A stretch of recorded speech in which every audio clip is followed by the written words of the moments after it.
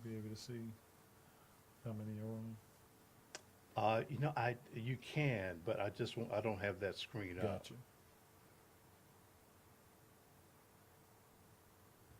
I just want to make sure that we're good to go. Yep.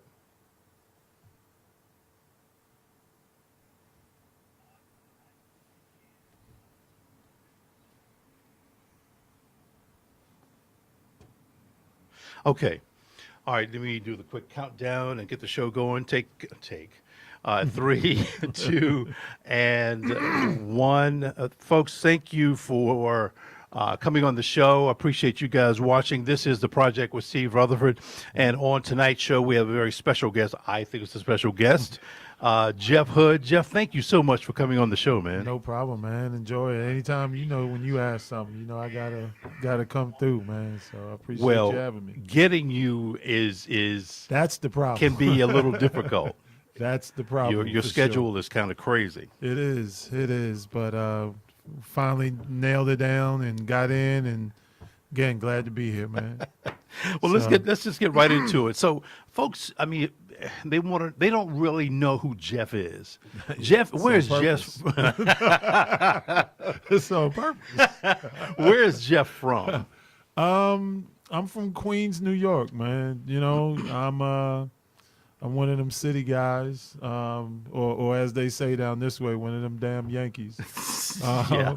I'm my mom and a lot of my family still in Queens. Gotcha. And grew up there, and went through all the schools, and didn't wind up leaving until I wound up leaving to go to college, man. And, I was going to get so- to that. So, what brought you to North Carolina? Was Yeah. it college? Well, that's what brought me here, yeah. But, I'm no stranger to the Carolinas, though, because, my mom is from Brooklyn, New York, originally, and my dad is from North Carolina, from actually down near Wilson. Oh, Wilson and Clayton Right, is right. where I have a lot of family that's – so, we used to do how you'd always hear, they would bring the kids down south for the summer. yeah. Yeah, So yeah. that's kind of what happened to us a lot of times. We were scooped up in the station wagon and brought down to Clayton and Wilson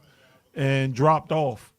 But it was good though. I was going to say, was it a good time though overall? It was. I tell you, man, it was the. I probably shouldn't tell some of these stories, but we were like the typical city kids that was brought down to the country, and then like my first cousins, friends, my Aunt Frances and Sammy and all of them, right? So they had like animals and stuff, Right. So, we was like, wow, there's like animals, there's like, chickens, Right, and all of right. this around. Yeah. So we kind of wreak havoc sometime on these animals. Did you man. ride cows? Okay, That means a maybe. we tried to ride. If it had four legs, man, we was trying to ride it. You was trying to get on it. Yeah. we just, you didn't know what you didn't know. Exactly. Right. So we had a good time with that. And then, also, excuse me, down east, they was really big into the tobacco thing and all Right. that. So, that was tough, because we would have to help out, our family and whatnot, hanging tobacco and all that. Keep going. And I'm like, yo, it's a little hot out here. So we did that. And but it was good. It was good upbringing. My grandmother at the time, in Wilson, I was introduced to Piggly Wiggly, for the God. first time. She Yeah. lived almost across the street from a Piggly Wiggly. Right. And Parker's Barbecue, all of that is my history, man. Yeah. So yeah. so it was cool. So then it was almost time to go back to school, and then we come back to the city, Right. and tell people all the stuff we did. You- It was a show and tell for real. For real, Right. for real. So you went to school, high school. You went to college in North Carolina. Yeah, I actually wound up going to North Carolina Wesleyan College in Rocky Mount. Oh. And the reason why I selected there is because it's not like, where I grew up and where we grew up, it's not like we got out a lot. It's Yeah, not yeah, like yeah. now, because I played ball and all Right. of that. So it's not like we had that big AAU type circuit, back how it is now. Right. So I wanted to pick and go somewhere where there was somebody close by.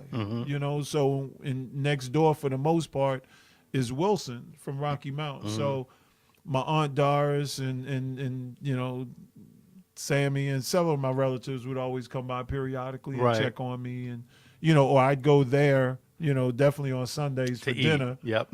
No doubt, it was rough. Right. It was rough being a college student, having nothing. But I would always look forward to Sundays, man. Of engaging with my relatives and they looking out for me. Now, did you take your basketball further? I mean, did you ever go to the NBA? Was Well, that a it was that experience. I had some tryouts and all, and was doing a little bit of that, but I would classify it as probably no. right? But Right. there was opportunities. It was in the CBA, the Continental Basketball Ah, Association, okay. with the Bay State Bombardiers. Okay. But the tough time of it, all was growing up in New York. You out. It's not like down south where there's so many indoor facilities that Right. you had to play. Mm-hmm. In New York, man, you played on the blacktop. Yep. You go on the yard in the know, park. Yeah, you yep. playing in the park, Mhm. and it just wreaked havoc on my knees, quite a bit. Yeah. And so that kind of curtailed some of it, but it's all good. I struggled with that for a minute because, as you grow up in the city and, you look at it from the standpoint of what's going to be your way out of this. Yeah. Yeah. In the situation and circumstance that you're Yeah. in. And for me, basketball was that thing that I was looking at of, having a dream of, okay, it can provide an opportunity. It helped out definitely at getting a college education Sure. because for the longest time, I was the only one in my family, and there was 9 of us that was able to go to college. Oh, wow. And it was because of basketball and, that opportunity with the school, with college and all. And, so it was always like, man, if I can get to this basketball thing and make some money, I can get Right. my mom up out of this and get the Right, family up right. out of this. Yep. So, when the knees was like, it ain't happening. Right. Bruh, it ain't happening.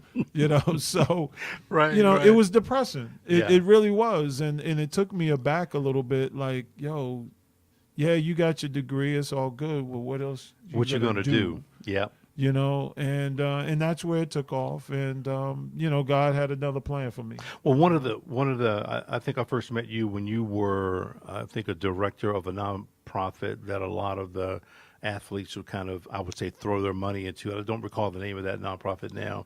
It was on East Boulevard. Oh, yeah. That's actually a nonprofit. It started as Del Curry and I started the Del Okay. Curry Foundation. Gotcha. And, so I was doing, of course, and Del and I was doing a lot of things together. And actually it started a little bit before then when I was director of adolescent services at the McLeod Addictive Disease Center. And Del and I were friends, and also I got him involved there. And then I, left there, and then that's when he and I started the Del Curry Foundation and started, doing a lot of things within the community for young people and expand upon the types of services that we were initially offering at the McLeod Addictive Disease Center. What did that organization, what was the purpose of that organization? Of Del Curry Foundation? Mhm. Yeah, well, just as I was saying, it started first with providing out of school time programming, after school programmings. Okay. We opened up several computer learning centers. The first one we actually opened up was in Hidden Valley. Yeah. And which was tough community to get going in. Exactly. But that was our level of commitment of, there's a lot of surface work that people can do and a lot of show stuff. Yep. We wanted to be very intentional and direct about what we was trying to do and who we was trying to accomplish this with. So we did that out of school time programs, after school programs, summer enrichment programs, computer learning centers. Sure. So that's how we You, pretty you much did started. quite a bit of that, if I'm not mistaken. Yeah, we did. We actually, at the time prior to my leaving there, we had opened up, gosh, probably at least about 6 or 7 Oh, wow. different Okay. site locations. Yeah. And it was good. It was really taking off. We was having great effect doing college tours as well, with a great number of kids each year. Right. And then, excuse me, then from there we transitioned, because I was kind of being asked, if you will, one of my good buddies, Steve Smith. Right. You right. know, Yeah. so Steve used to come and support some of our initiatives. Like we'd have the Del Curry Celebrity Golf Tournament, Del Right. Curry Celebrity Bowling Tournament, you know, those types of things. So Steve would come and, you know, as a rookie and second year guy with the Panthers, he's Right. like, yo, this is cool what It's y'all pretty good, doing, yeah. you know? So he was like, I'll never forget, he had called, like, yo, I want to try and do something like this too. Okay. And so he was like, so why don't you come with me, you know, type of thing. So I was like, yo, I got an idea about something. Let me get with you. So we met after that, and I broke it down to him. I was like, you can have your one-off. Dell can have his one-off, or Yeah. Dell and I can have our one-off. Think of the impact that it would do, though, if we came together. If you combined them. Yeah. Right. So we wound up doing that, and it was Dell, myself, Steve, and then we had even also spoken with Jay Billis Okay. from ESPN. And so we repackaged the Del Curry Foundation into Athletes United for Youth. Right. Yes. You know, so that was the transition from Del Curry Foundation, Del Curry Charity for Youth, into Athletes United for Youth, and then that's when it was, like I said, the 4 of us and all that went at it, and with pretty much with the same mission, just expounding upon the services and the level of engagement and commitment. And that's when we even brought on doing like coat drives and you know, doing a lot of things for homeless kids, Right, and, right. and especially around the holidays. And so, you know, but the big commitment in all of that was making sure we was doing it the right way. Sure. You know, that it wasn't just going to be about, excuse me, well, Dell's name, my name, Steve's name, Jay's name. You know, all of that is good, but, you know, we just really wanted to be very impactful and not just something that was in name only. Right. You know, so we did and had a great amount of success in doing that, changed a lot of lives around. And, yeah, so that was the transformation. But what was? Let me ask you this though, man. Was the computer labs, were they sustainable, or did you find that you had to change them out very quickly? Well, it depends, because at first we had a relationship with someone that was giving us some refurbished computers, Okay. right? And then I had a great guy who still is with me to this day, you know, that even helps me out both with both organizations that I'm involved in now. Right. Gentleman who's a good friend named Rick Wagner. Rick had his own IT company and still does. Okay. Rick would always volunteer his services to us to do the connection of the computers, upgrade them, you know, put in the software, you know, because my biggest thing, which is, you know, same thing like with my Hoodies House Foundation, is just because people may be in a tough situation or considered underserved or what have you, Right. doesn't mean that you should just have them to have to accept anything. Right. You know what I'm that's saying? So true. 'Cause Yeah. that's my thing, man, and that's my mother's thing. You know, Hoodie being my mom is, Right. you know, because we were those kids, you know, and we wouldn't want somebody just give us any old hand-me-down and Exactly. say, well, look, at least we gave you something. It's like, well, excuse me, damn, you could have kept it. Right. I You don't know? need that. Right. You know, we're good. You Yeah. know, so that was the thing that I always, you know, had first place in my head was, whatever we do, let's make it the best for whoever it is that we're seeking to engage in. And, Right. And I think we were successful in doing that. And so we're kind of going backwards in this whole thing. Well, there's kind of sort of, but you left there and went to the local PAL. Is that right? Where did I go? I left Athletes United for Youth and finally gave in to the call from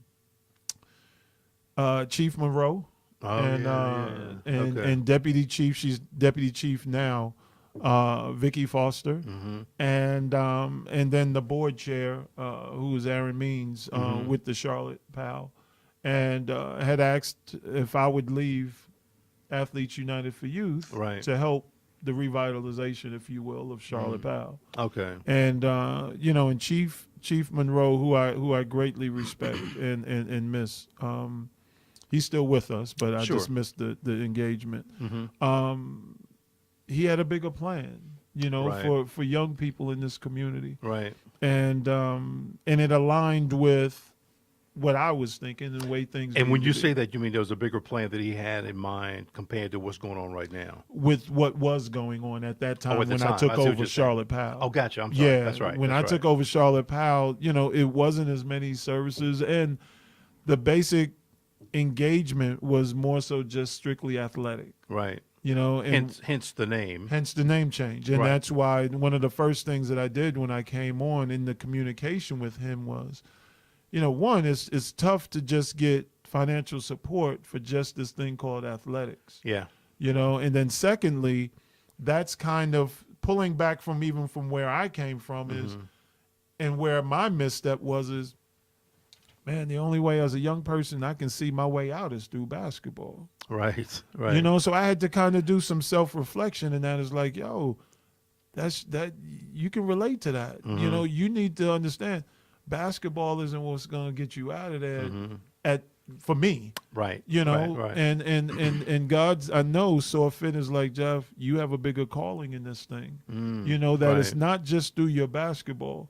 That's what got you your education. Right. Now let's push that fast forward a little bit, and now you can use that education you got to be able to do programs and nonprofits and that type of thing, and continue to help people to do that. But you were the one who you would write all the grants. I guess you did. You did Yeah. all of the work. Yeah, I did, and Yeah. I wow, can that imagine. brought a lot back. Yeah. Yeah, I did. I wrote all of our grants and was very successful at it, thank God. And and in addition to that, I was also the person that did a lot of our fundraisers. Right. I was one of the first ones in Charlotte to do celebrity charity golf events, that Dell and I did. Yeah.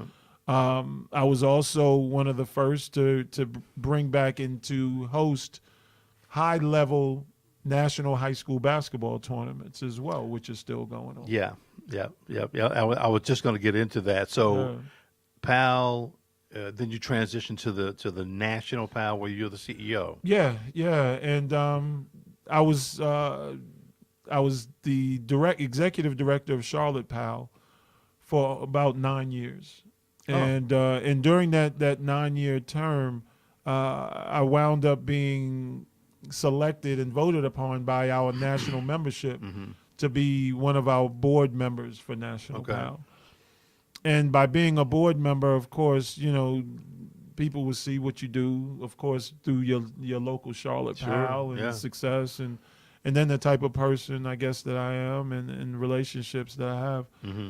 They had approached and was like, hey, man, there was a few missteps in National PAL, and they was like, yo, we need you to maybe come on and be And run this thing. right, and run this and do some revitalizing with that as well. And the first time, this gentleman, current board member Chris Hill, was one of the first ones that approached me, and I was like, that would be a no. I was like, Absolutely not. No, thank you. Yeah, I appreciate it, Yeah. though.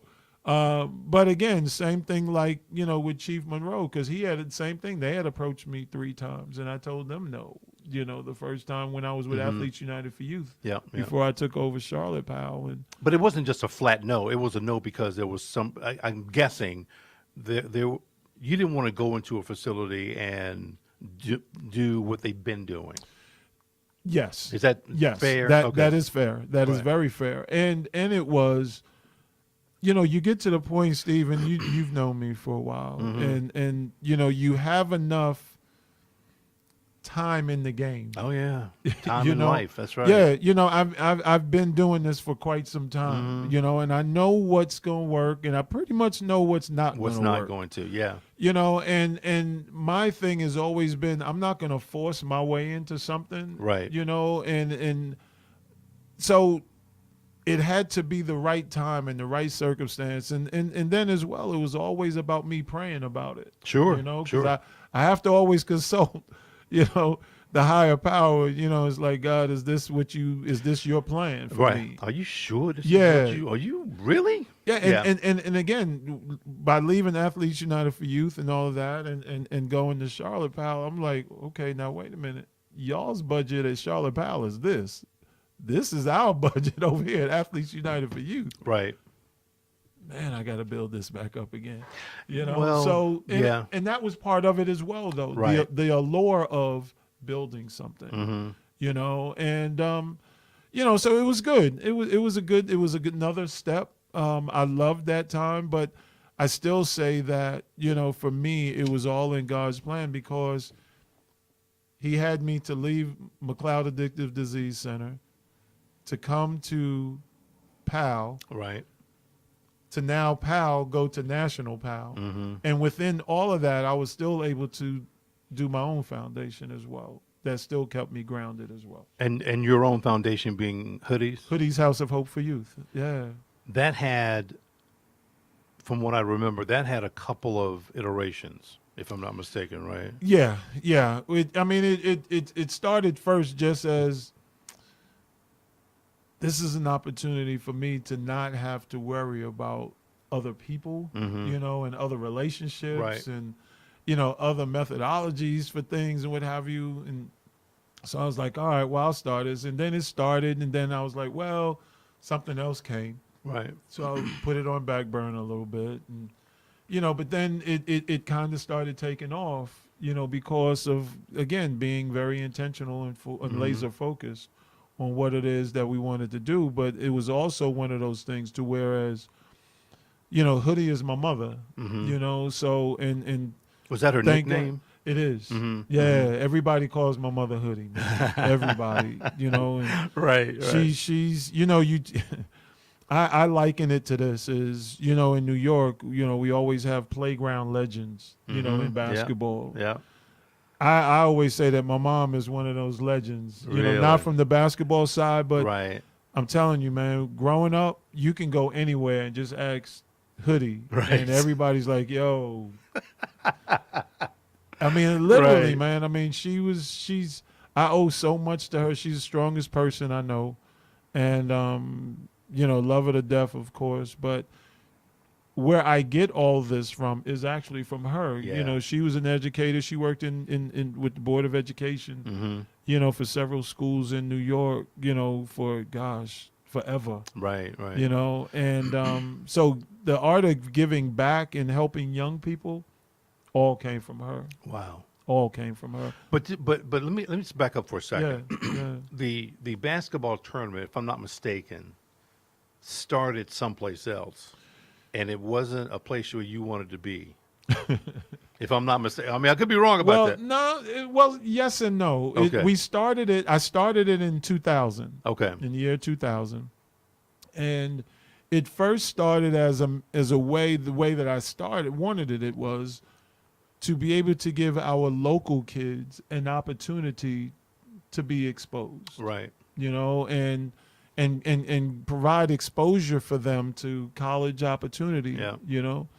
And so the first time, I was the first one that had it changed, and Langston Wirtz from Charlotte Observer will validate this. Prior to me starting my tournament, public schools was not able to play private schools. Okay. Right. Wow. Yeah. What is that about? It's just the way that it was. Okay, gotcha. All right. And there was a different level of sanctioning, and like traditional public schools had like the 8-semester rule, Right. whereas some of your private schools, they can reclass kids over and over and over. So Okay. public schools is like, I don't want to play them because, they may have a 20-year-old, playing. Right. Vicki Hamilton, former, athletic director for Charlotte Mecklenburg Schools. Uh-huh. And I started this, went to her, and she's like, Jeff, no, that ain't happening. Okay. So, I wind up kind of speaking to her more about it and about the reasoning why, and then Right. spoke with the North Carolina High School Athletic Association and, wound up getting it changed to whereas my tournament was the first time that public schools was able to play private schools. Is it the only one, though? I'm sorry? Is it the only tournament where public and At private? that time, yes. Okay, but because they could not schedule single games against each other. It had to be in a tournament or outside third-party format. Wow. And again, at the time, nobody else was doing tournaments but me. So I started this Right. and brought that in, and then it just took off, from there. Yeah. And did that for, I think, a year or two. And then I was like, you know what, we have to expound upon this a little bit. And then that's when I started bringing in nationally ranked teams and known teams. And High school teams. High school teams. Right. To play against our local kids. Right. That's really great exposure. Yeah, no question. Mm-hmm. And one of the first ones that I brought in, and again, Charlotte hadn't heard of this kid, much or anything, was Raymond Felton. Yeah. And Raymond came in and Matt Doherty, a bunch of coaches was coming and Right. all, and and Raymond came and put on a show. Yeah. And and Raymond probably averaged like almost 40 a game in the tournament. And Wow. and it was awesome experience, and Yeah. and it just kept growing from there. And the Right. talent that we had over the years, several of them playing in the NBA from even recently of like Ben Simmons, Mm-hmm. the Sixers, and LaMarcus Aldridge, and of course, that little dude, hardly nobody knows of, called Stephen Curry. Yeah, that guy. That guy. Yeah. So it was good stuff. It was good stuff, man. And a lot of those proceeds is what we used to go back into enacting the enrichment side of things of what we was trying to accomplish. But all right, so let me ask you this: when did Hoodie's House National High School Hoops Classic? I know you said it started in what'd you say, 08? 6 years ago. So Okay. yeah. But again, it was something else before that. Well, we started it first with Dell. Dell and I started it. Or I started it, Right. and then I was with Dell Curry Foundation, so we Right. did it then in 2000. Okay. And then when I left Athletes United for Youth to go to Charlotte Powell, Right. I wasn't able to do the tournament anymore. I got you. We'll put Okay. it like that. Okay. I'm with you. So then it wound up transitioning. The Charlotte Sports Commission wound up getting it for a year. So anyway, they Wow. wound up getting it. And, So they got your tournament. They got my tournament. Yes, they did. So, That would have through rubbed that- me the wrong way. but Well, that's just me. it is what it is. Yeah, I know, I know. I'm not one of those guys that's gonna be all outlandish, Right. Because again, for me, this is and when you put things when I put things in God's hands, He handles it. Yeah. And if you give it to Him, you got to give it to Him and let it go. Sure. And that's what I did. And sure enough, the tournament was terrible. It was a bad it was bad. Yeah. It really was. I mean, and so then the following year after that, they wound up not doing it. So then my phone starts lighting up. Yeah. And it's like, Jeff, you need to get this tournament back. I was getting calls from people all in the community. Right. I was even getting calls from college coaches. It's like, hey, man, Yeah. because during that span, USA Today voted my tournament the number one post-Christmas tournament in the country. USA Today. USA Today. Wow. Okay. Voted it the number one post-Christmas high school basketball tournament in the country. Wow. And, so it was something on the calendar that was being missed. Yep. So, people was calling and all, and then I had that Hoodie's House, so I was like, boom, there he is working Right. it out, Yep, and yep. bringing my tournament back to me. Yeah. So that's when we started it back again. And the very first year, was just crazy. I mean, I wound up getting the number one ranked team in the country to come. And that was Montverde Academy out of Florida, who had Ben Simmons, and D'Angelo Russell, who are currently major players in the NBA right now. Wow. You know, How and many teams do you normally get in? normally it's 12 teams. You know, because I used to even do female Right. girls as well, but that kind of subsided a little bit. So I wound up doing an 8-team national boys tournament, Okay. and then a 4-team local regional Okay. Gotcha. event as well. And so that's where it is now. Yeah, Wow. but Every Yeah. December. every December. And actually, I just saw USA Today rankings came out yesterday. I think it was yesterday. And team that played in my tournament just a few weeks ago is wound up being ranked the number 22nd best team in the country in USA Today's national ranking, Long Island Lutheran. But this is the thing, though, Steve, that speaks to the level of talent. Long Island Lutheran was just voted the number 22 ranked team in the country, right? But they lost in my tournament in the championship game to Charlotte Christian, right? And where I'm going with that is, yeah, Charlotte Christian beat them. It was a great game. But the overall level of talent that they had to play to even get to the championship game put enough on their resume. Right. Plus the other games that they play, Yeah. they're from New York as well. The level of teams that they play heightened that, and also they still was able to hang on and still be ranked number 22 in the country Wow. with a loss. Wow. Yeah. Do most of the teams, are they from the area? No. Okay. I would say almost half is of course from here, because again, remember the mission of this is to provide exposure opportunities for our local kids. Right. And the way of doing that is by bringing in these high caliber national teams so that scouts will come and see them. Right. So yeah, we've had teams, man, from Texas, like LaMarcus wow. Aldridge's team. They was from Sagerville, Texas. We've had teams from Toronto, Canada. Oh. From all over, man, wherever they hot, and I can yeah. get them, they'll come. I ain't gonna say this, but there's a team from pretty far away right now that I'm in the sweepstakes, if you will, to get this very high caliber team for next year already. Wow. Yeah. So, that's what we're trying to do, man. Do you Just see keep this that going. expanding, though? In terms, you said there's 8 teams now, right, that play? Yeah, I think that's about where the sweet spot is. Okay. I think of doing the 8 teams. If anything, I would probably, I don't know, I like the way that it is now with the Right. 8 and the 4. If anything, I can maybe see it going back to maybe a 8 national and a 8 local regional, doing something like that. Okay. But outside of that, no, I think it's about where it needs to be where it right should, now. where it should be. Yeah.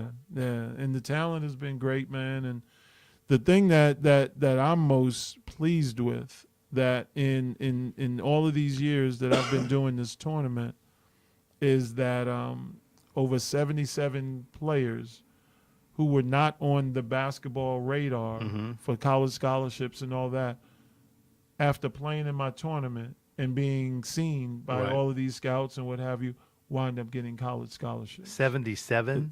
Over 77. And I'm telling you, we're going to probably be getting ready to be adding 70, that I know of right now, 78. Seth Bennett, his dad works for the Charlotte Hornets. Seth Bennett plays for Charlotte Christian School. No offers right now. No D1 offers. Wound up playing Long Island Lutheran against Long Island Lutheran in the championship game. Wind up being the MVP of the tournament.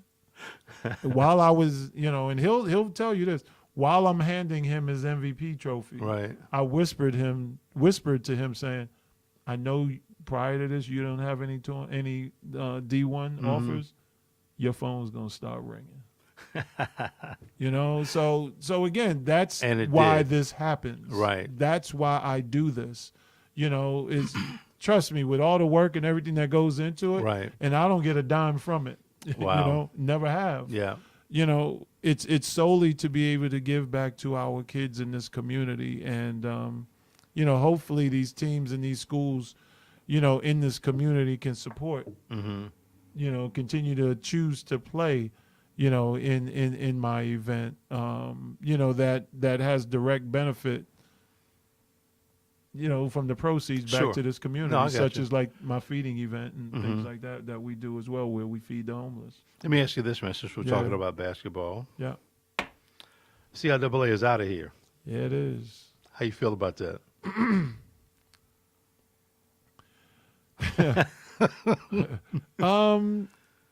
Mixed. Right. I right. mean, you never want to lose something, that you have. But to me, I'm not as troubled about it, is because the CI has a history of moving every so often. Sure. Yeah, of course. I mean, I don't think their success lies in staying and making one place their home. Right. Because I think that part of the underculture of the CI is people like to travel. Yeah. They like to travel. They like to experience something new. Yep, true. Because I heard that a lot when Charlotte was selected. Okay. Where I forget where it was prior to coming to Charlotte, but wherever was it, Greensboro, Raleigh? Might have been Raleigh, Mhm. right? Yep.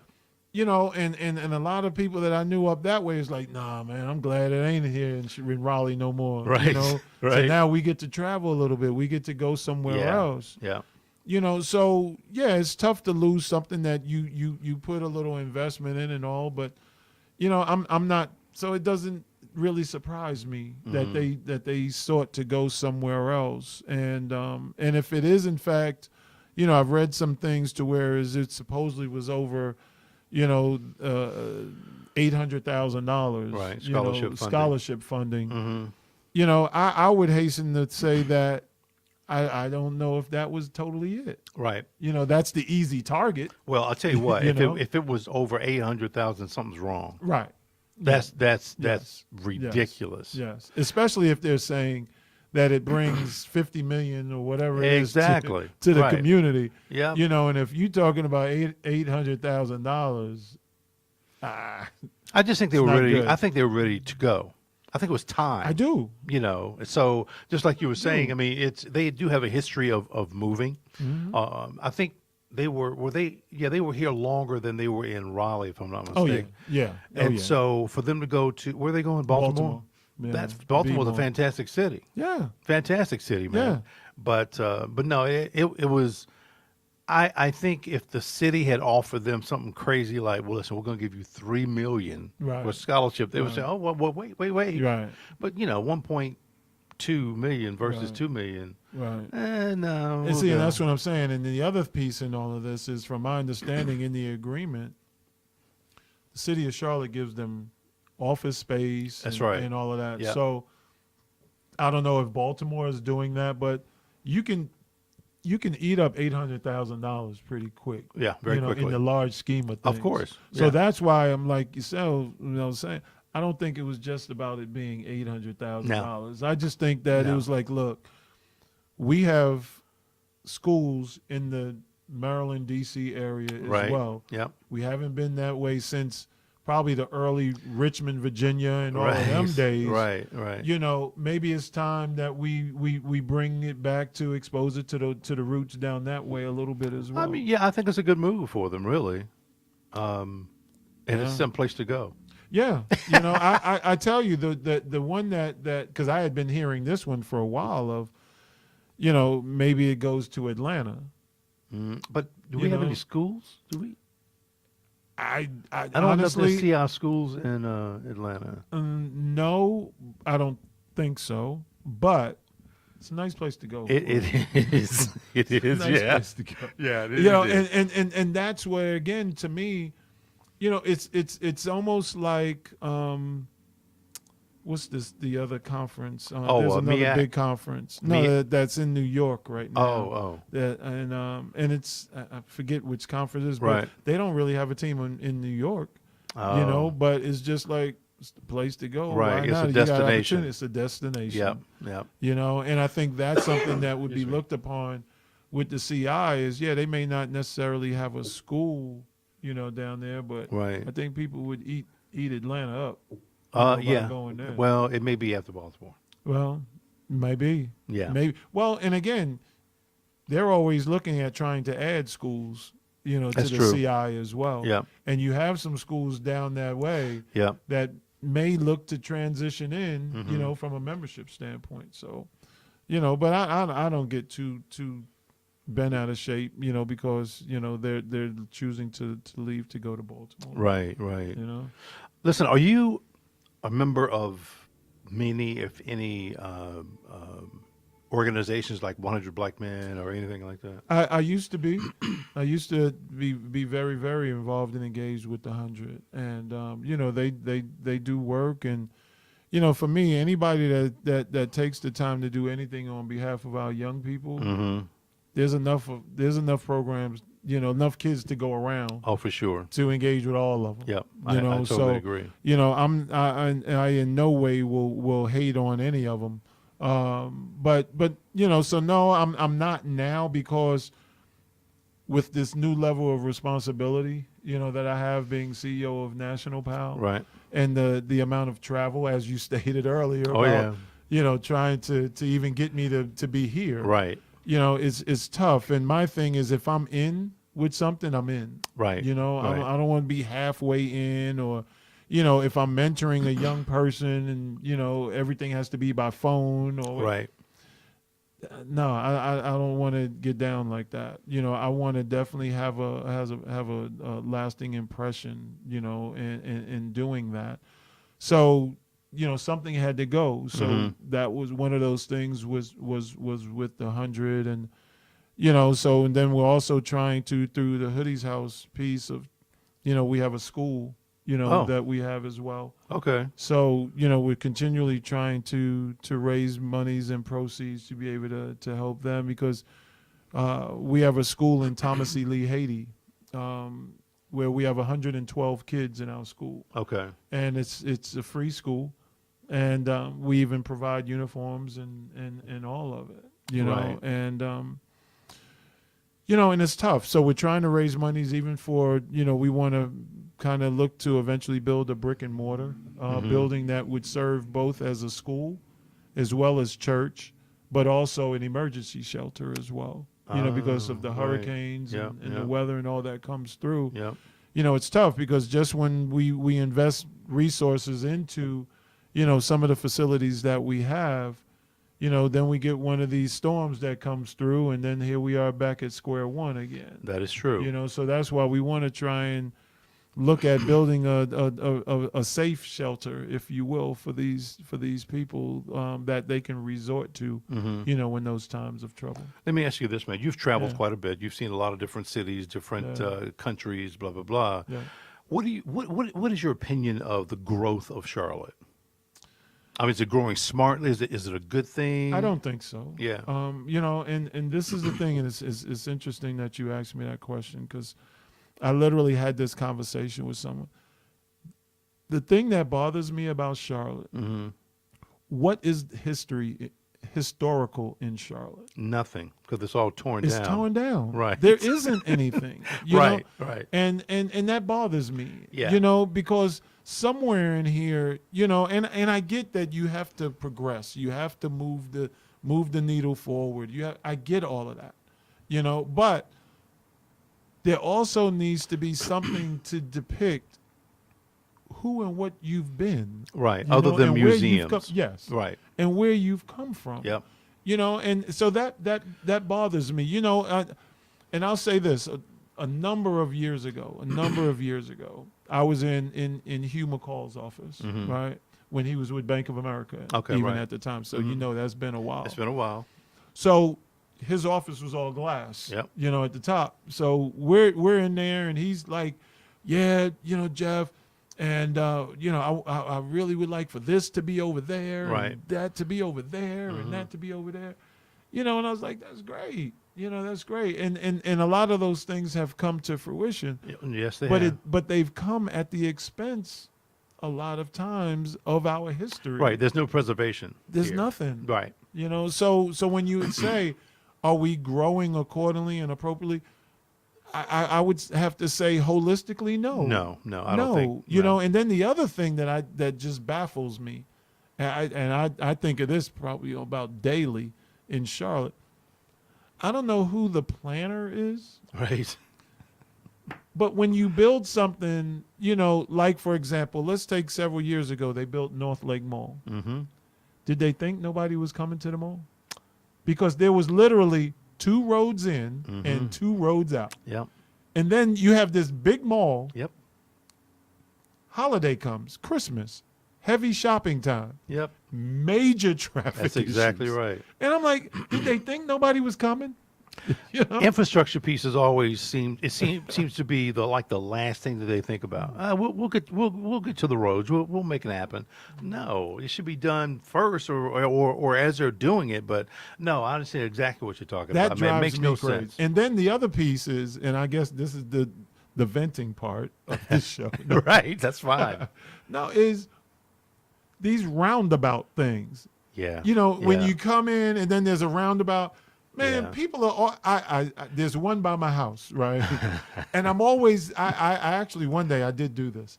I actually pulled over, right? Right. And just wanted to watch people to Yeah. see who thought who had the right of way. Right. Man, there was so many middle fingers thrown at each other, people, and cursing at each other. Yeah. Because nobody really knows because of like, am I supposed to go or they go? They used to have You a know? lot up in, and you may know this, but a lot up in Jersey, like Jersey City. I'm not sure about New York, but I know they had a lot of them over there. They do. So They ain't work there either. right. It didn't work too well. That's right. It did not work too well at all.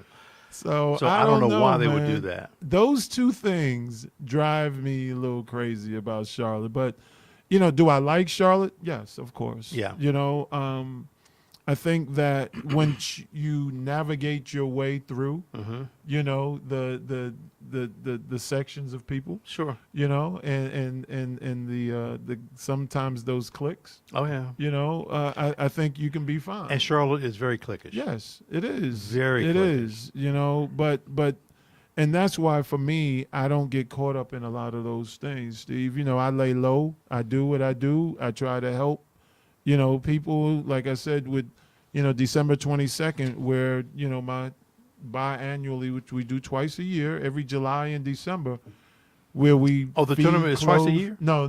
Oh, gotcha. No, the feeding event, my Okay. community holiday celebration of hope event, where we feed, clothe, provide free haircuts, food, and all that for the homeless, underserved, and the elderly. Okay.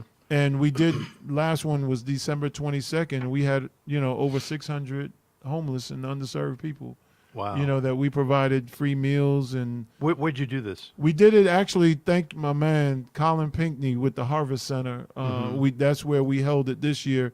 He was gracious enough, man, to bless us with the use of his facility. Wow. And, you know, but yeah, we've been doing that for 7 years now. Oh, wow. You know, and in that 7 years time frame, you know, we've served and have loved on, you know, over almost 10,000 people. Wow. That's great. You know, That is and great.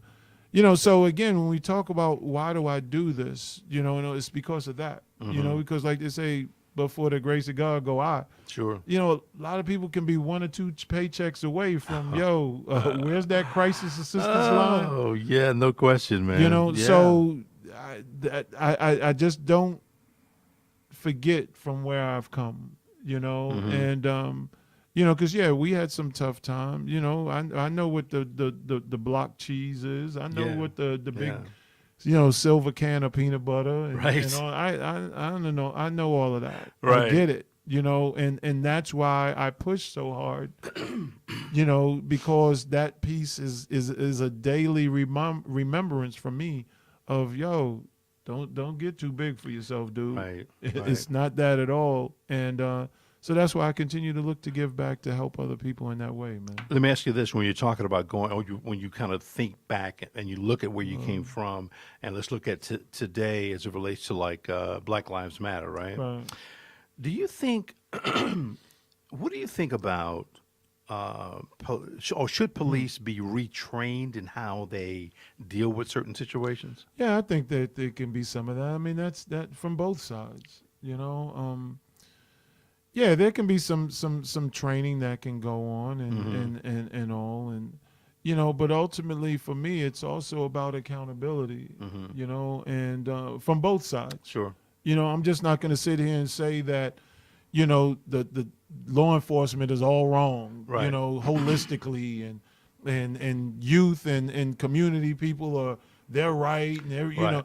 no, because there's been some people that I've run up on. It's like, dude, I'm about ready to shoot you myself. Right. I mean, and I say that in jest, but but there's some reality to that, Right. because sometimes we have to stop and think. Look at the situation that they're in as well. Right. They're pulling a car over, Yeah. potentially with all dark windows. Yeah. You moving around in there. Yeah. And there have been some good police officers that have been shot by bad people. Sure. So Sure. you don't know what you're walking Right. into. And the reverse of that. But yes. Exactly. Yeah. So I say this, and I had conversations with various police chiefs around the country, as well as the oh gosh, they're in D.C. Fellowship of Police and all. I think one of the things that the police officers can do a little bit to look at it from the law enforcement side. I'm a product of PAL as well. Okay, when I was growing up in New York, I was in PAL program. So I enjoyed that relationship that I had with law enforcement as a PAL kid. Right. The difference then to now is, and I say this to chiefs in the Fraternal Order of Police a lot. Right. The difference is when I was in PAL, I never had to go knock on the window of a police officer car door and says, "Hey, can you get out of your car and come hang out with me for a little while?" Right. Right. And where I'm going with that is you used to have officers that was walking a beat. Right. They wasn't in their cars all the time. Yep. Their car wasn't their office. Exactly. And that's what I think is missing now a lot of times is community involvement. Community involvement, Yeah. community engagement, community participation. Right. There's officers, there's doing some things. Sometimes I think they're almost trying too hard. Yeah. Because you're putting police officers almost in the position of being a social worker. Yeah. Yeah. And some that's not who and what they are. Yeah. So sometimes you can force that upon them. It's like, oh, hey, okay, today in roll call, we gonna go in this community, and you're gonna do, and you need to handle, transitioning people from this to a better, housing, living, and Right. that's not what they do. Right. Exactly. So let's not force it. Yeah. Let's have the engagement. But somewhere there's a balance. But where it starts is communication, though. And for me, Well, yeah, it does. having those police officers that was around me growing up in Queens, and we can talk about anything, man. Yeah. And it wasn't serious. It wasn't like, man, you say that one more time, I'm going to take you down somewhere on it. Right. No, it was, they understood because they were there every day. Right. They got to learn and know you. They know your family. I could tell you several times, man, police was like, yo, don't make me go call Hoodie. Right. I was like, oh, I'm good. Right. I'm good. Right. So you don't have that as much now. And I think that's a very vital component in this thing is trying to blend that through the communication of, let's have this open dialogue. And I'm not just talking about in a forum. Right, when the cameras are there. Right. And we're rolling everybody out. Yep. And we're It should be everybody's on a singing consistent Kumbaya. basis. Right. Right. No. Let's sit down, let's send people in the community. It's like, yo, what do you think about law enforcement officers? And be prepared for the real dialogue. Right. And then have them to ask vice versa. Okay, well, when I do this, what are you thinking? Yeah. So there needs to be that open dialogue, and I think sometimes that's missed. I'll never forget. I was not too long ago speaking with a chief. I won't say which city. I was speaking with a chief we were doing some basketball clinics Right. in the city, right? And I was like, hey, Chief, it'd be great if you can have your officers come and just have them play ball. He's like, Right. Jeff, I would love to, but I can't do it because can you imagine the flack that I'm going to get from John Q. Public because they're going to be calling me about, hey, your officers are out here spending tax dollars playing basketball, with our young people, Yeah. and I was like, that's crazy. So it almost has to be an event now. Right. Yeah. And that's unfortunate. It is, because I told him, I says, Chief, you know what? Send them calls to me. I'll take them calls every day of the week and twice on Sunday. Right. Because you can't have it both ways. No. You can't you complain cannot. about the lack of involvement and engagement one time. Yeah. But then when you see that they're on the clock. Mm-hmm. They're playing ball, whatever, softball, basketball, football, Whatever it is, with yeah. a bunch of kids. Mm-hmm. Yeah. Well, what's The the problem problem with is that? what? Right. What are we talking about here? So that's the other side to where as chiefs of police are like, man, I can't be on the phone that long, Yeah. because Yeah. of all this flack that I'm going to get, Mhm. and then you have some kind of, I hate to put it this way, some renegade chiefs like, I don't care what the call I get. Y'all go out there and spend time with these kids and Right. establish good relationship and good rapport. Yeah. True. You Yeah. know, but then you have some, it's like, nah, I can't do that. Right. So it's tough. But, I just think as well that we have to be accountable Mhm. for our young people as well. And there are some kids that are just out doing some real crazy stuff. Of man. course. Yeah. And this is my thing, Steve. And flack, whatever, man. And I'm very serious about this one is Mhm. we can march. We can have all these issues when a law enforcement officer shoots and kills Right. one of our African American kids. Sure. Right? Mm-hmm. Why are we not marching when one of our African American kids shoots and kills another one of our African American kids? Yeah. If it truly matters, let's be intentional and be, sure enough about it. Right. Now, I'm not saying there's not other issues. Trust me, I know there are. Sure. I Of know course. but somewhere in here, we have to be accountable and take responsibility Yeah. and leadership for our young kids and all as well. Yeah. And we need to get up in arms when we see that happening in our communities. Yeah. The same way that we're willing to do it when it's something different and it looks a little something different. We got to help our young boys and our young girls out as well. Of course. Because I'm serious about something about our girls right now. I'm worried about our girls, man. And I was speaking with and I'm going to say this, and only because she's going to be involved with us in National Pal and some things. So Okay. I'm not name dropping, as people would say. But Vivica Fox, really good friend of mine. She's coming on board with us with National Pal. Right. Right. And she and I was talking one time, and we was talking about how, some of our young girls are just kind of out of control. Right. And part of that is even back in the day, you think about it, Steve, historically, you would have, if there was a young girl wound up getting pregnant back in the day, Right. what would they do? Ship her off to grandma's. She would have the baby. She would come back. The baby would stay with grandma. Many times, that's Grandma would raise the child. Yeah. The young girl was never dealt with. That's was true. Never engaged with. Right.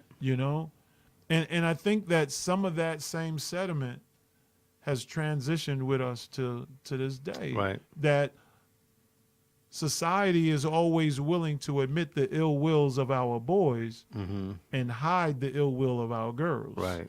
Because that's my little baby. But yeah, your little baby. I was in I was in Memphis, Tennessee a few weeks ago. Right. Right. I'm standing out front. I'm on a conference call, Mm-hmm. looking in a rec center, looking out windows up top. So I'm Right. standing out and just looking out, and boys and girls was coming from the pool Okay. out back. right? So they're coming around waiting for the bus, for the ride to come, to take them where they were going. So all of a sudden I see, the guys are messing with the guys and the girls was messing with the girls Right. and all of that. All of a sudden I see this girl, and then again, I saw the whole thing. So people can't say, well, I saw the whole thing. So the girl comes over and grabs the guy Okay. in his private part. Right. So I'm like, did I just see How old are they? About? 14, Okay. 15? Yeah. Yeah. So I'm like, did I just see that? I'm on a conference call. You questioned So- your sight. Yeah, I'm like, did I see that? right. So then she goes and does it again. Oh. So now I was like, hey guys, I gotta go. I get off to go. Right. I'm knocking on the window. Stop. So I go out. Right. Right. So I was like, sweetie, what are you doing? Yeah. She's like, well, no. He nothing. I was watching the whole thing. Yeah. He ain't do nothing to you. He wasn't even thinking about you. Wow. He was over there with those dudes doing something else. And when it looked like when the focus wasn't on you, you was going to make it about you. Of course.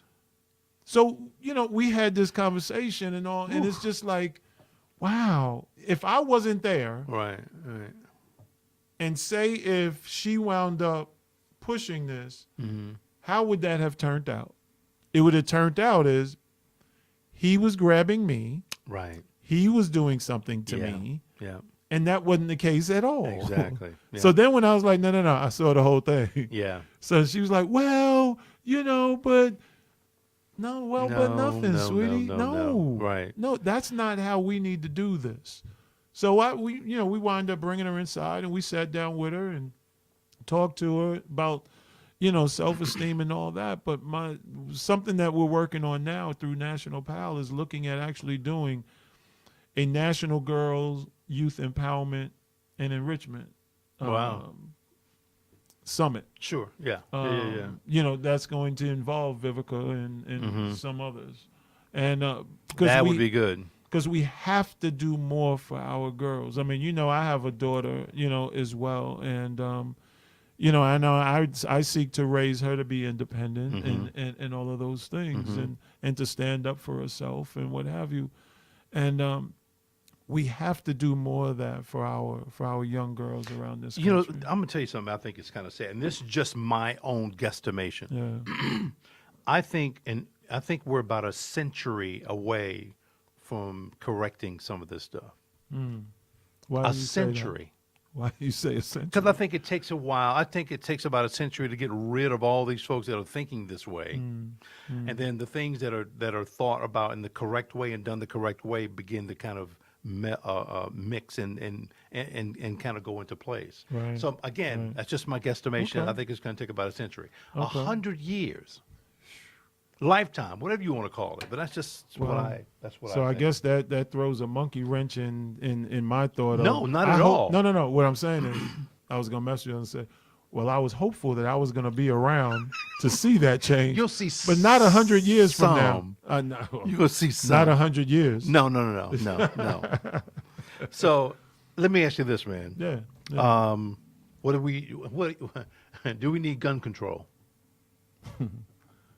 Well, what part of town? No, yeah. I mean, it's too readily available, man. And yeah, I do think that there needs to be gun control. Yeah. I do. I mean, It's pretty bad. It is. It's like the OK Corral, Yeah. and it's funny. I was talking with Sam Perkins one day, and he and I was talking about, we grew up from New York, and I was like, man, whatever happened to the days where you just have a fight and then later on that afternoon you go play ball with each other again? Not like that anymore. Now people want to kill you for Yeah. that. They just want to shoot you. Yeah. Yeah. Ain't no more fights. No. But yeah, I mean, I think there does need to be some form of gun control, and especially as it relates to these high-powered, the ammunition, AR-15s? right? Yeah. And with the reloading case and all of Right, this right, stuff. right, right, yeah. Why? Yeah. Why do you need all of that? Doesn't make any sense. What war are you going to? You know, Preparing for the I don't know, for something bad, I Yeah, guess. It doesn't make any yeah. sense. Yeah, I don't. Yes, so all of that to me is not needed, and would love for something to transpire with that, but I don't know what that answer is. But yeah, something definitely needs to be done with that. So during our conversation, you've mentioned on several occasions about your relationship with God. Mm-hmm. So, do you consider yourself a religious person or a spiritual person or neither? Both. Oh, you consider yourself both. Okay. Yeah.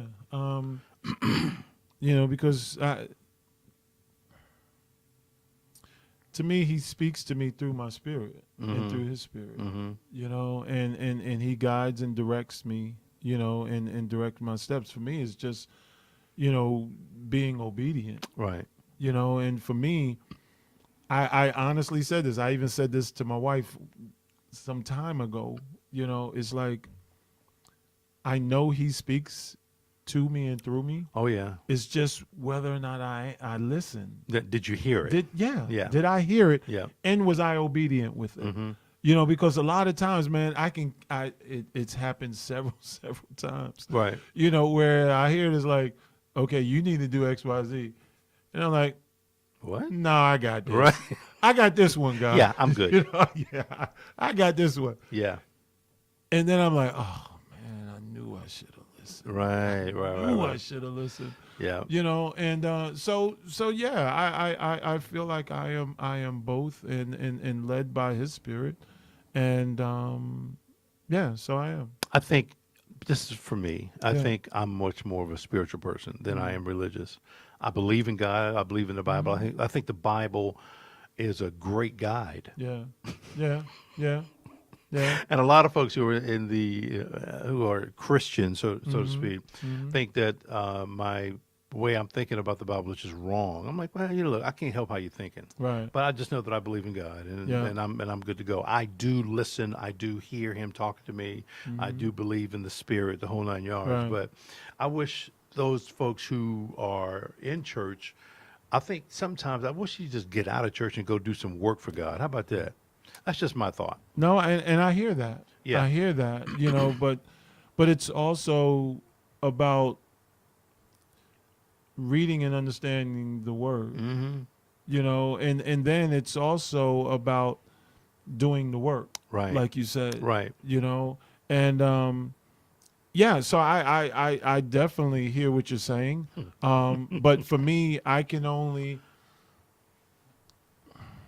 It's like I was speaking with someone not all that long ago where I said, look, going to heaven is not like going to heaven is not like going to the club with your boys. When you go to a club, a lot of times, like, for example, say like if Dell and Muggs and Oak and I and all of that, we go to a club, we back in the day or whatever, Right. something. You in the VIP line, and the guy at the door is like, yo, how many's with y'all? Right. It's like, oh, there's 7 of us. All right, all y'all come on in. Right. I don't envision heaven being that way. You got to go in based on you. Yeah, it's your own and with your individual. principle. Exactly. Yeah. It's not. I don't think God's gonna be like, okay, how many Right. with you? Yeah. Yeah. Yeah. It's not that way for me. So yeah. I try to live my life based on those principles for which I believe and entrust and in spiritualness with God. Right. And that's who I am. I try and treat people the right way. Are there missteps? Sure, we all take Well, missteps. you're human. Yeah, Yeah. we all have missteps and all. But I try to go about life, and I pray every day, that one, that I'm obedient to him, Mm-hmm. that I listen to him, and that that people can see him in me. Right. Right.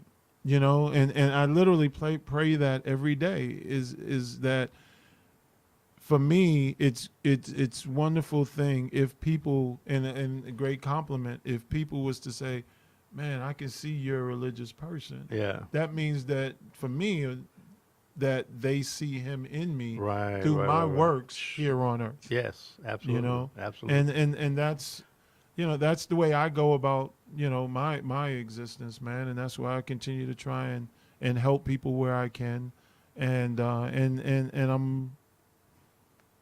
I lay low about doing it. I'm not one of those guys that I don't go to a lot of the parties or a lot of the things where people should, feel like they should be. I'm about doing the work. And that's it. One last thing, man. Yeah.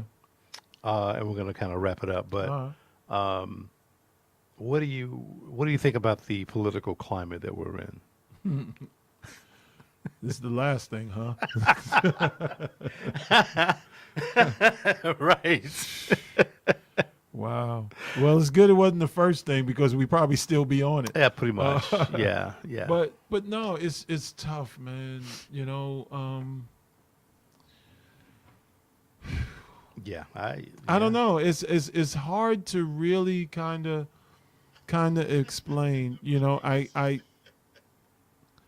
This whole thing about like right now. Like earlier today, I was on a call with persons that work federal employees. Right. Who are out of work. Well, excuse me. Thankfully, right now they are still on. Mm-hmm. They have enough monies to carry their department through January 18th. Oh, wow. Okay. Wow. So come January 18th at 5:00, They're done. if nothing has changed, yeah, they're done. Wow. Until it comes back. Mm-hmm. Having that kind of control over people's lives Mm-hmm.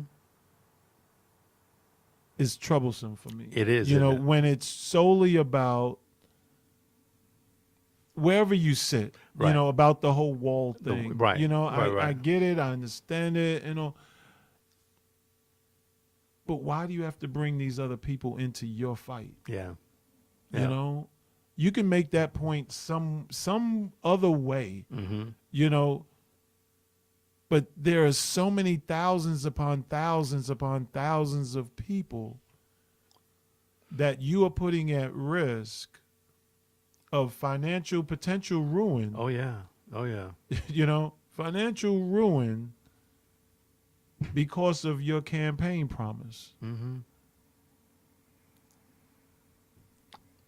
Fundamentally, it doesn't even feel right, does it? No. Right. No, I and again, build the wall, don't build the wall. Okay, Right. whatever. I'm talking about the fundamental difference as it relates to these people being able to feed their families, Right. keep their homes, Yeah. Pay the bills. Right. pay the bills, Mm-hmm. college tuitions. Right. Right. There's a lot riding on this. It is. Yeah. And it's tough. When the government can sit back and say, we're prepared to do this for a year. Really? Yeah. Yeah. Really? Yeah. Are you really? And then saying that? the other comment was, I can relate to what these workers are going through. I'm like, you are full of it. Yeah. Well, and again, that's not a Democratic or Republican issue because there's Democrats and Republicans that are working for the federal government. Oh, absolutely. So they all gonna be out of paycheck Yeah. soon. Yeah, that's true. So to me, that's not a Democrat, Republican, or whatever thing. It's a human thing. It's a human thing. Yeah, it is. It you is. know, and like what you was just asking me earlier. My opinion. I think that's something he's gonna have to account for. One way or another. One way or another, he's gonna have to account for that because I don't understand how you can put that many people at risk in their livelihood. And the sense of it is, but the protection of the government and well, really though? Yeah. Let's look at how that could potentially play out. Okay. Let's go left with this just a little bit. Uh-huh. Okay. say if this thing goes 6-8 months. Wow. Ooh. Let's just say if it goes 6-8 months, Mhm. right? Wow. Some of these people, they're gonna get pretty bad down on their luck Yep. financially. Yep. Who's to say that they may not turn the other side and wind up start doing some unscrupulous things? There you go. The back's up against the wall. Yeah. Yeah. I gotta support my family, Yeah. man. I got a little baby at home that I can't feed. Right. You know, my daughter now has to come out of college because I can't afford, to keep her there or him there. Right. I mean, just the additional effects of all of that. It could be just tough, man. And I just hope and pray that cooler heads will prevail, in this thing, and Yeah, me too. and people can get back to work, and that we let that other fight be that other fight, but let's not shut down the government, because of Well, let's not keep it shut that down. promise, right? Yeah, I agree. So, Jeff Hood, thank you. thank you, man. Listen, man, this show is here so that people like you can come on and talk about those things that are important. And you don't have, you have more than 90 seconds to talk about it. Yeah, how about that? You know what I mean? So, Yeah. and I'm hoping the folks that are viewing, that are watching, can get something out of this. I believe that they are. Yeah. I would ask that those who are watching will at least like the page and go to YouTube and subscribe to the page Yeah. and things of that nature. Because again, it was talking about God. It was one of those things I thought about a year ago, and then one day in October of 2018, I said, "What am I waiting on?" Yeah. And I'm like, "I have the gear. I have everything I need to make this thing work." Yeah. So I kicked it off, and Nice. it's been pretty phenomenal ever since that time. Awesome. But the platform, again, that people can come on and talk about important things or a book that they've just got through writing or whatever the case is, this is that platform right here. Well, and I appreciate you for providing the platform, and that you was being obedient in October, Yeah.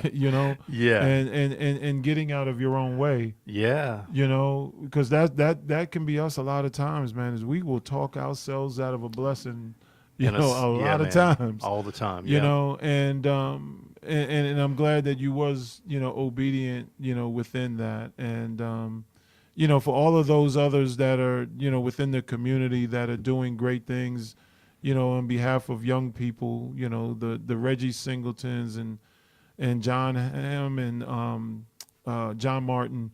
And, John Martin. Yeah. there's a lot of guys that are out there, trying to do some good work, Right. but because they're not the flavor of the month, Yeah.